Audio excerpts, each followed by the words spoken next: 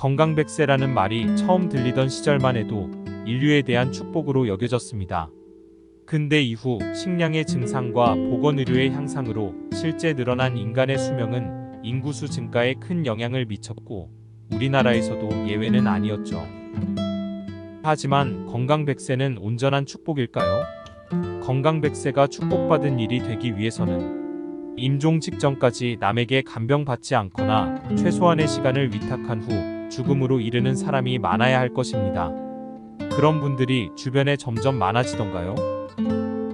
요즘은 노년층이 요양시설과 응급실, 중환자실을 교대로 전전하며 연명치료만을 위해 수용되다가 사망한다고 하여 연명셔틀이라는 신조어가 생기기까지 했습니다. 네, 우리의 늘어난 수명은 청년기나 중년 시절이 아닌 노년기에 자리하고 있는 것이 슬픈 현실입니다.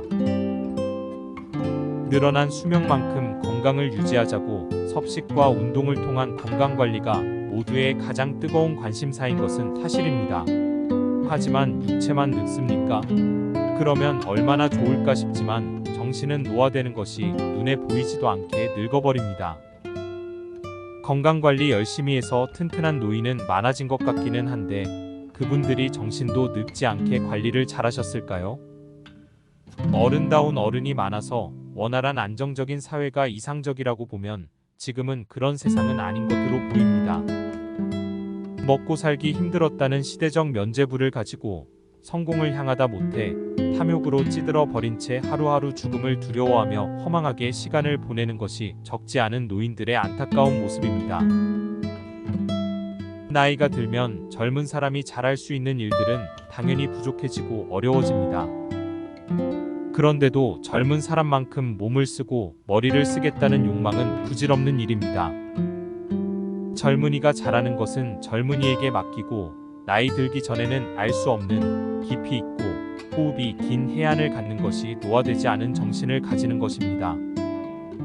그런데 늙어가고 있는 것에 안타까움이 너무 커서 시야가 젊음을 지키는 것에만 갇혀 있으니 나이든 어른으로서의 완성과 성취가 불가능해집니다. 많은 배움을 가질 기회가 없는 분들이라도 잘 늙어가는 어른들은 단순하지만 깊이 있는 해안을 가지고 지혜로운 조언으로 다음 세대의 안정과 도약에 기여합니다. 우리는 이런 분들을 만나뵐 때 감동하고 눈물을 흘리며 그리워하게 됩니다. 다음 세대에게 그리움을 남겨주고 가는 이전 세대가 존재한다면 살만한 세상인 겁니다.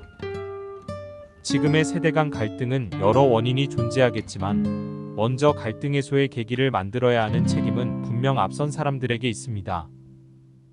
불행히도 해결의 실마리가 보이지 않는 안타까운 시절입니다. 다시 개개인의 범위로 돌아와서 100세까지 살 수 있는 가능성에 매료되어 젊음을 하루하루 늘리는 일에만 집중하는 일은 가능하지도 않을 뿐더러 적절히 성장도 못하고 준비되지 못한 의식은 걷잡을 수 없는 정신의 노화를 한꺼번에 맞게 될 뿐입니다. 젊음이 가겠다고 하면 아름답게 보내주시고 다가오는 노년을 먼저 충실히 준비하세요. 내 나이가 어때서? 그런 철없고 생각 없는 공허한 소리 하지 마시고 나의 의식을 단단히 세우고 온전히 세상을 이해하며 당당히 노년을 맞이하세요.